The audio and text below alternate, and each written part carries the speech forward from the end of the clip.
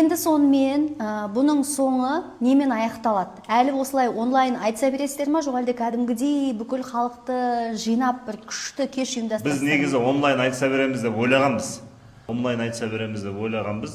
Бірақ кеше Айнұр Тұрсынбаева кешеге дейін жоқ, мен айтыспаймын, қарайып қалдым деп айтып отырған.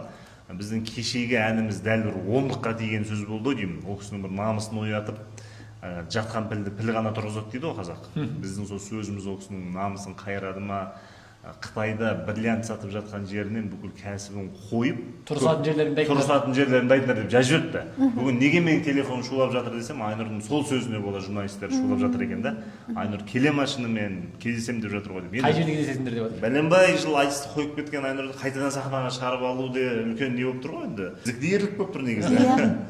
Бірақ енді біз өзіміз айтыстрайк платформасында осы 2026 жылы талай жастарды шығарамыз деп өзіміз жоспарлағанбыз. Осы ақпан айында.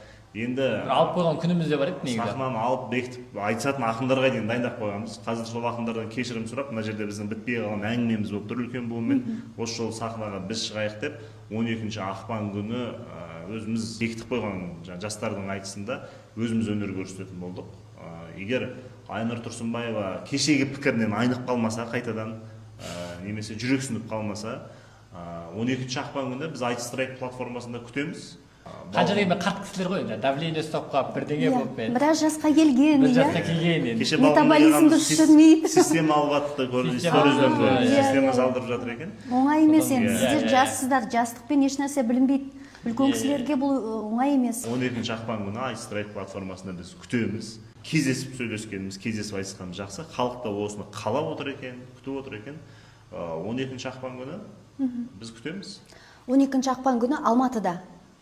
Ол офлайнда болады, бірақ негізгі акцент онлайнға қойылатын сияқты. Өйткені бізге ұсынып жатқан адамдардың арасында ақыры көпшілік көріп жатыр. Бұны бекер жібермей, барлығының көруіне мүмкіндік жасайық. Қазір сіздер бір ғимарат жасасаңыздар, халықты көпшілігі көре алмай қалады.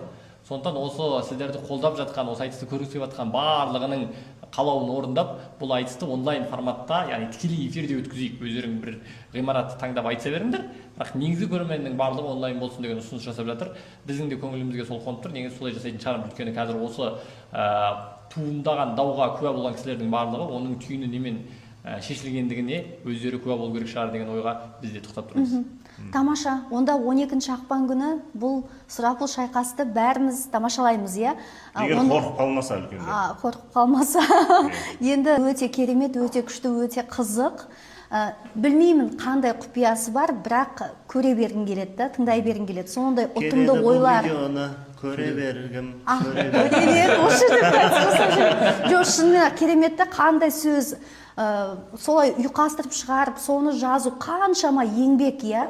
Сондықтан енді шынымен ақ онлайн, офлайн ұйымда шықса өте жақсы болатын еді. Ал офлайн келетіндер қалай? Билет сатыла ма? Оны жақында жариялаймыз. Жақында өздеріңіз жариялайсыз.